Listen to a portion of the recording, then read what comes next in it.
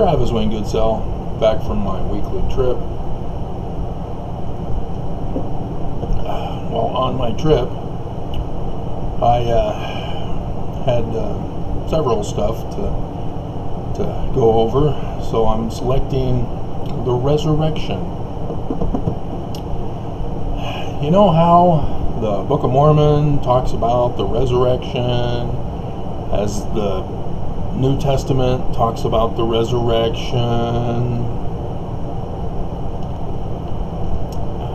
It's supposed to be a resurrection.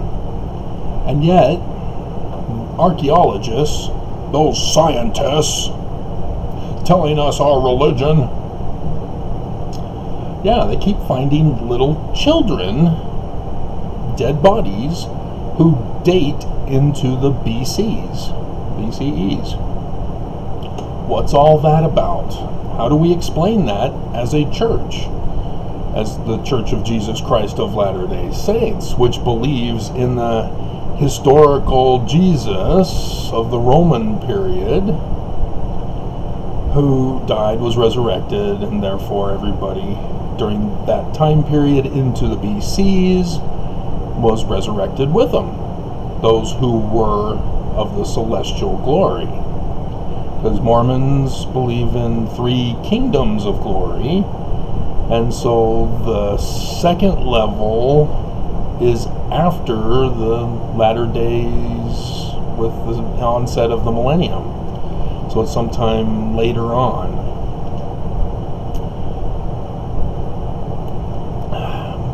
As my mom does genealogy and produces any names for the temple to do temple work,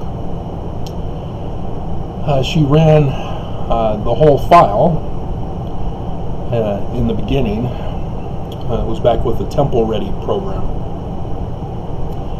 and obtained tons of names to do, and found, as she was going through them, getting home from the temple, having produced them, a name of Jacob. And then looked at the date. Yep, Israel! The ancient Jacob. Yeah, our family ties into him, as European queens and kings love to create genealogies to go all the way back to Adam. And so since we tie into the kings and queens of Europe, yeah, our genealogy goes all the way back to Adam on multiple lines. And so, yeah, Jacob. And I laugh as I know about the name Israel being the new name, Nelson botching the job, as he then tried to save face by saying, "Oh, it's in the footnotes, Travis." And then I do a video countering that. And so, yeah, it's kind of funny that Jacob needs to be rebaptized. Have his ordinances done again. That's hilarious. And so, yeah, she called and had it canceled. But hopefully I'm pretty sure the church fixed that problem with the new format that they use now. And so, what about the resurrection? Why are all these children and Jacob needing, not getting exaltation? Because we believe that children under 8 are innocent and therefore automatically receive the celestial kingdom if they were to die early. And so that causes Mormons to think that, oh, okay, well, we can kill our children, and so that they'll be saved in the celestial kingdom. I don't know the ages of the Valo Daybell kids, but they considered them zombies to justify murdering them. Mormons.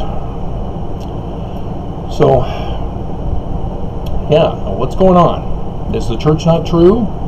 Is something else going on? Are these not humans?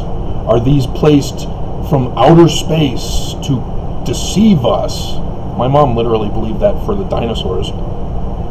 That used to be the doctrine being taught in the 50s, 60s area, where intellectuals were trying to explain things by defending the incorrect biblical text. It wasn't 4000 BCE. That was the Jews and the Catholic bishop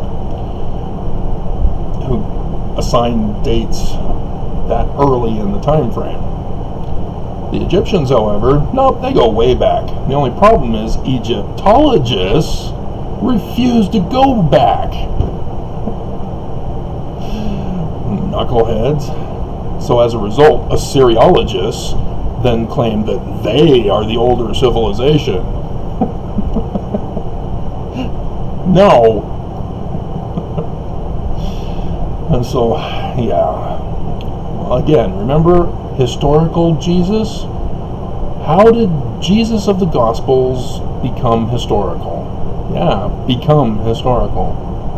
Because the book of Jesus is already in the Old Testament. He's the one that came in and conquered Israel, parted the sea, and brought the house of Israel into the promised land. The book of Jesus. Don't you know it? It's right after the 5 books of Moses. Joshua. Jesus is the Greek, Joshua is the Hebrew.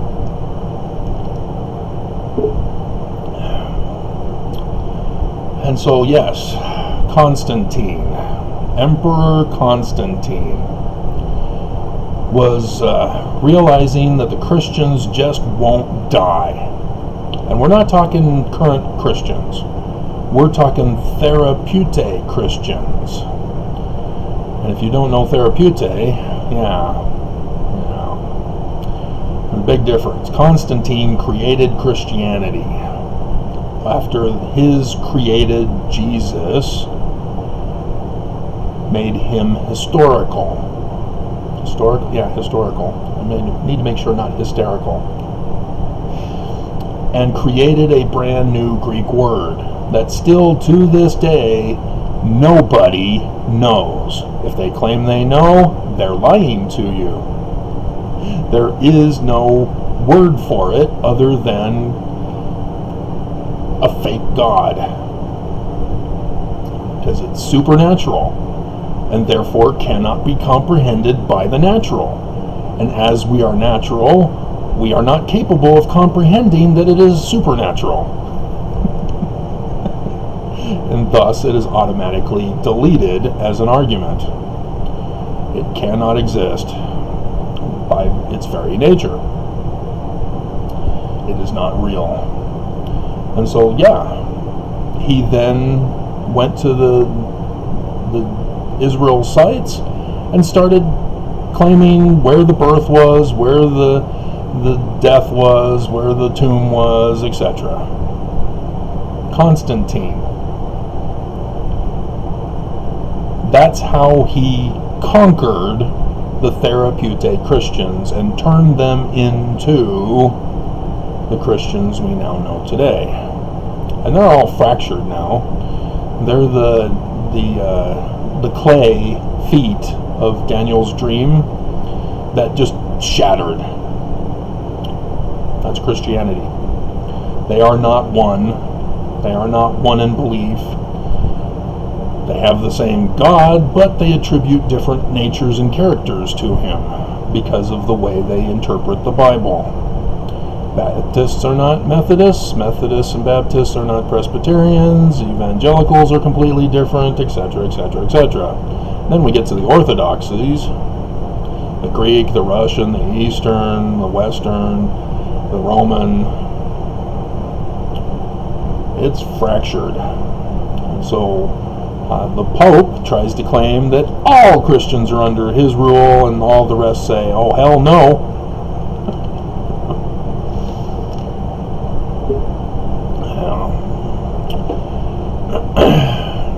And so, yes, I lose my Christian audience, just as I lose my Mormon audience, because guess what, Mormons? The first vision?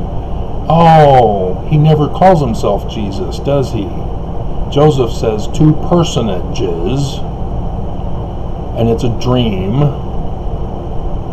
But the Son personage says that the Nicene Council Creed, where Constantine created Jesus as historical and named him as Homoousios, and then designated Israel's sites according to the now new history God, is an abomination in his sight. So what does that mean about the Book of Mormon then? Because obviously there are no brass plates, and the Urim and Thummim, we've got them. Yeah, the church is showing one of them. There are 2 others. Church won't show us those. South Park did.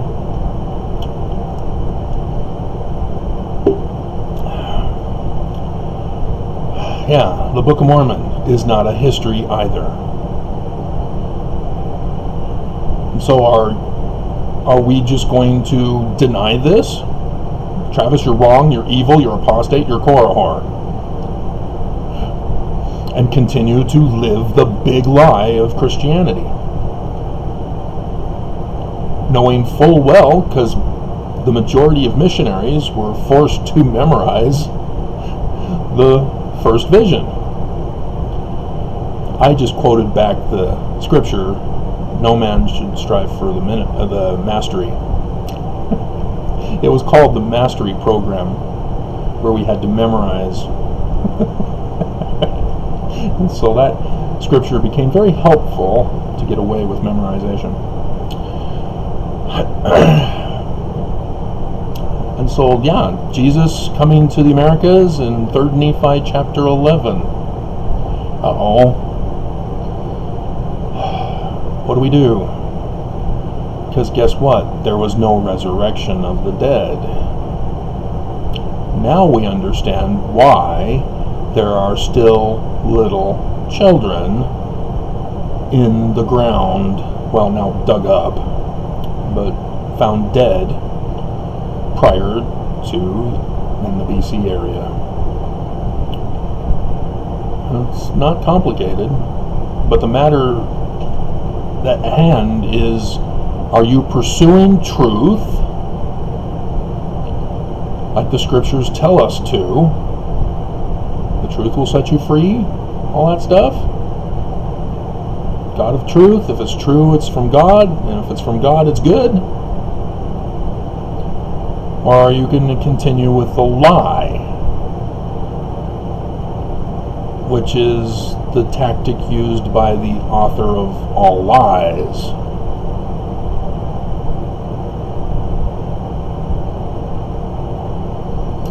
And so then we realize, wait a minute, the latter days has a first resurrection right before the millennium. Is it possible that the Book of Mormon and the Gospels, as not history, are instead prophecy?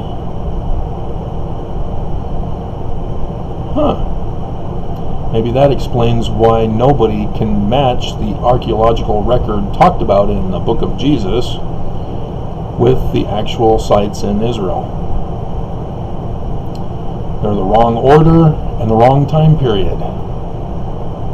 Yeah, Jericho, yeah, it fell at least 3 times prior to when it was supposedly fallen. So something's up. Maybe that's it. And should I use the word testify? That's what you do when you have knowledge, not a belief, not a spiritual witness. Because if you just bear testimony with a belief or a spiritual witness, there's this 10 Commandments thing. Thou shalt not bear false witness. So, yeah, there you go. Something a little fun for you. As everybody is hating me right now and wishing I would die and and burn in hell and go silent and leave them alone. Let us worship how we may, so that we can force the school system to preach our gospel. No. Truth must be taught to our kids, not lies. You have overstepped your bounds. You have violated the First Amendment of free speech and freedom of religion. Lying is not covered as a freedom. So get over yourselves. Search for truth. Quit holding on to the lies.